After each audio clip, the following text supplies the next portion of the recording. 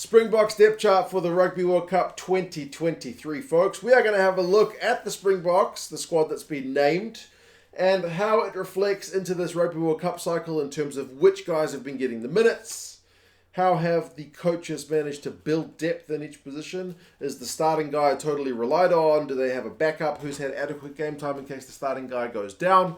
That's what we're going to have a look at with the absence of guys like Pollard and and Diaka from the squad. That'll be an interesting one to look at. But we'll go through it quickly and you guys can let us know your thoughts. We've already looked at New Zealand and England, who had two very different depth charts. Obviously, New Zealand didn't have a coaching change in the middle of things, so it looks a lot more stable. The English one is a bit more scattergun.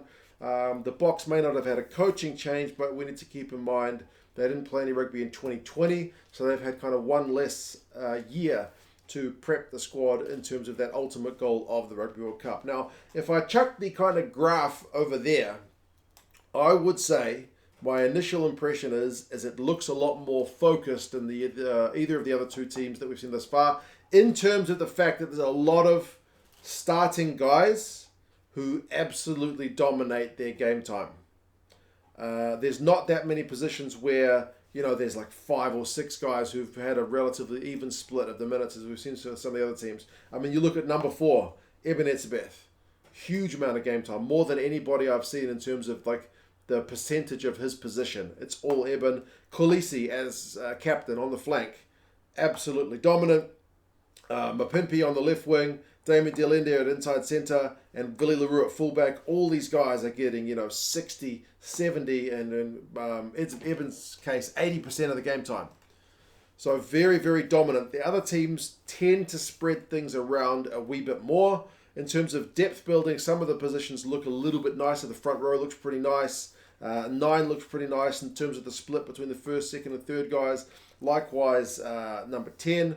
Albeit remembering that some of those times with like Pollard being out, it's kind of been injury enforced, and with the front row it kind of makes sense that you're not getting one guy playing 80 minutes. They like to bring on the reserves kind of early. But we need to keep in mind that a lot of these guys, some of these guys aren't going to the World Cup, so we need to take away the minutes from the positions where the guy is not going and see how things look. So we start with the front row. And it looks pretty healthy. And honestly, this is going to become a theme for most of the Springbok positions, in that the majority of the guys who the coaches who've had faith in throughout this Rugby World Cup cycle are going to the World Cup. There's not many guys who played a heap of minutes and were suddenly left out of the squad. There's no kind of Michael Hooper situation with the Springboks, barring those kind of injuries. So we're looking at the front rowers. Kitsoff, Marks, and Malherbe are there in green in their respective positions, have had very, very similar amounts of game time, just over half of the minutes played. And then you're looking at their backups, Oxenche for loosehead, Bongi and Bonambi for the hooker, and then Vincent Koch for tight head. They've all had kind of decent chunks. The split between Bongi and Malcolm is kind of the most even compared to the props, but it also means Joseph Dweba is the grey slice there for hooker. He's not going, but he is in that kind of training squad to be called upon. So it's mostly just a two-man show at hooker, really.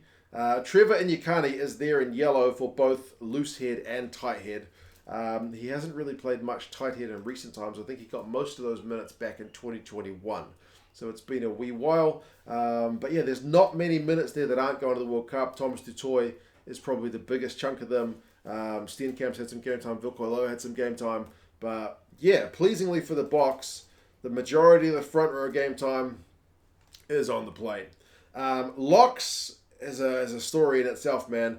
I mean, it looks kind of bad on the loose head lock side when you see Diaka's almost like 50% of the game time is not there. Look at the other side with Eben, like 80+% of the game time, he is absolutely a one-man band. Like, I've not seen, like, Adi Savia was the leading guy for the All Blacks, Eto'o was the leading guy for England. Nobody gets really close to how much Eben has played in terms of just dominating his position. I mean, you've got Jean Klein, who's had a bit of game time as well, but it's that slight little blue clump. So it's pretty much Eben Etzebeth. Other guys have filled in when Eben's been subbed, but it's very much kind of token game time, not really that much worth mentioning. So that does mean His locking partner is Mostert as the main guy there next to him, remembering that he started a fair few games earlier on in the World Cup cycle. He's not really started at lock recently, but he has done it with around about a third of the game time, and then Marvin Orie is behind him, but you are really missing a massive chunk. Now, obviously, you've had Snyman come back in. He's had limited game time. You've had Peter Steff kind of cover lock from time to time. The guys who have mainly missed out, which are pretty small chunks, would be the likes of Nico Janssen van Rensburg and Salman Murat. Those guys have had a wee bit of game time, but the biggest chunk is clearly Lut Diaka. Now, keep in mind that Jacques Nienaber did mention that some of these guys like Pollard, like Diaka, and like could come back in. If that happens, and we put Diaka's numbers back in there as a big orange chunk, that looks a lot healthier. So if he comes back in, there's just a lot more depth there, isn't there? I mean, if Snyman's depth is not well represented because he's just not had any game time, we know he's class if he's fit, but it still looks nicer with Diaka's numbers. What can I say? Into the back row. And like I said, Khaleesi is dominant. He's the captain. That makes absolute sense on the open side. He's had fun starting behind him there in blue. Quokka Smith's done a bit of game time. Dion Fourie. So you guys are certainly spoiled for choice in terms of your fetches. But obviously if Khaleesi's fit, he is going to play. On the blind side, Peter Steff is your main guy. Quokka Smith's had a fair bit of game time there. But remember, if Quokka Smith's starting in the back row and Khaleesi starting on the open side, Quokka is usually forced into either blind side or number 8, and then Mostert is there. So it's a pretty even split between those three guys on the blind side, and then number 8 is a close call between Visa there in green and Vermeulen there in blue. Quokka Smith's also played. He's there in yellow. So Quokka Smith's a bit of a jack of all trades. He appears at 6, 7, and 8. I think largely at 2021 he was playing number 8 for a wee bit. But yeah, a lot of those guys are pretty versatile, have kind of chopped and changes to which position they can play. So again, the majority of those minutes are going to the World Cup. Some of the guys like Reinhard Alstad and Evan Roos, Elric Lowe and Marcel Coetzee, those guys are not there. Roos is obviously in the standby team, but the Boks haven't lost any kind of key man who played like a Diaka. They haven't had that kind of situation, so very, very stable. Into the backs. Now, 10. It looks bad without Pollard's numbers there. There's not that much game time. We're talking less than half of the game time split between your two 10s. That's Damien Willems there in green and Marnie Libbok there in blue. Now, Libbok has probably surpassed Willems as your starting 10. I think probably rightly so. But a huge chunk of that number 10 in grey is Andre Pollard, around about 50%, just under. Obviously, you've had Alton Yankees, you've had Mornay Steyn, you've had Frans Steyn, get kind of minimal game time there as well, but the biggest chunk by far is Pollard. 9 looks a fair bit healthier, split between Faf in green, Jaden Hendrickse in blue, and then Corbus Reinach in yellow. Herschel Yankees is that grey chunk at the top. He's had a decent amount of game time, but he's still in the standby squad. Grant Williams has had a very brief taste. He obviously would have got more if he'd not been knocked out in that Argentina game. But yeah, your number 9 is a lot more even split. What can I say? If we add Pollard back in, like if he makes a recovery and somebody else is withdrawn from the squad and they're able to replace him with Pollard, then that looks really nice. Like Pollard's had around about half the game time, which is kind of optimum. And then you've had 2 backups who've had decent chunks in Willems and Libbok. Midfield, it's kind of not surprising. Damon de Linde is ever present. That's him in green for number 12. And that's also him in blue for number 13. So Jacques Nienaber did mention that like Damon de Linde is also cover for 13. And he's not joking. It happens. It's not usually one where he starts at 13. He usually shifts up to 13 if things get moved around. But you can't underestimate Damon de Linde's importance. Like we talked about Eben, his chunk was so huge because he pretty much is exclusively to one position. If you stacked Damon de Linde's blue chunk on top of that green chunk, we're talking very, very similar. Very, very similar game time to Eben Etzebeth, so equally important. Damon de Linde's also had Andre Esterhuizen there behind him in blue in the 12 jumper, and Damien Willems is there as well. So, yeah, those three guys. I mean, between the two of them, between Esterhuizen and Delander, you feel like 12 is covered. It would have been nice to see Andre Esterhuizen to maybe get a bit more of the game time, but he has been getting some in recent times, which is pleasing. And then 13, that entire grey chunk is Lukanyo Arm. If he comes back, it looks way nicer. But as it is, you got Jesse Creel there in green and Damien there in blue. So yeah, Creel in those was a couple of games we saw him play this season. Looks sharper than I've seen him play for a wee while, which is pleasing. But I mean, if we add Lukanyo Arm back in, hey, how good does that look? Yeah, it looks a lot better if Lukanyo Arm's fit. So we'll see. And then the back line, Mapimpi on the left wing there in green. He gets the majority of the game time on that left wing, although he's been under a bit of pressure from Kurtley Arendse in recent times. But over the course of the cycle, Kurtley's still there in blue, so not that much game time. And then on that left wing, it's mainly Afalele Fassi, who's kind of the wasted minutes if you want them, the ones that aren't going to the World Cup. And then right wing is a little bit, it's maybe the one position that's had the most kind of comings and goings, because you've got Colby there in green, Moody there in blue, Arendse there in yellow, and then Jesse Creel there in purple. I mean, even a little bit, I think Damien Willems had to shift up to the wing, but maybe not start there. And then some of the guys who are not gone to the World Cup, Speckman, believe it or not, way back in the day, Nkosi, Lukanyo Arms had to fill out on the wing every now and again, so he's in that kind of grey chunk at the top. So on the right wing,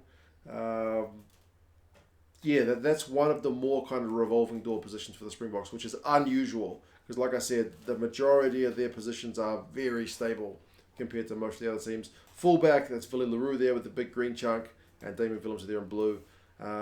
You've had a bit of Frans Day and Warwick Galant and whatnot have played, but it's pretty much been those two guys. So yeah, as I said, compared to the other squads, the Springboks seemingly have had in mind very early who their guys are going to be, even a couple of years ago, going to the World Cup, and they've stuck with them. They've brought in guys to try and challenge for those positions, but very rarely has someone kind of unseated the incumbent guy in the Springbok squad. I mean, the rise of Kurtley Arendse is potentially one of the kind of great examples, but Fassi came in, didn't stick. Galant came in, didn't stick.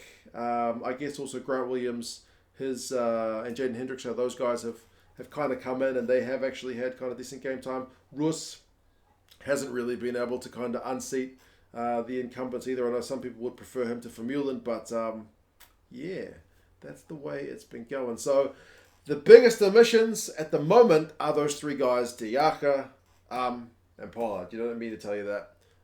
But as I said, with the way Jacques Nienaber has been talking, the door is not fully shut on those guys yet. We kind of have to wait and see what happens. You're starting 15 based on the guys who played the most in this Rugby World Cup cycle who are in the squad. Kitsoff, Marks, and Malherba. There's no dramas there. That's pretty stock standard. Eben Etzebeth would be partnered by Mostert in the second row.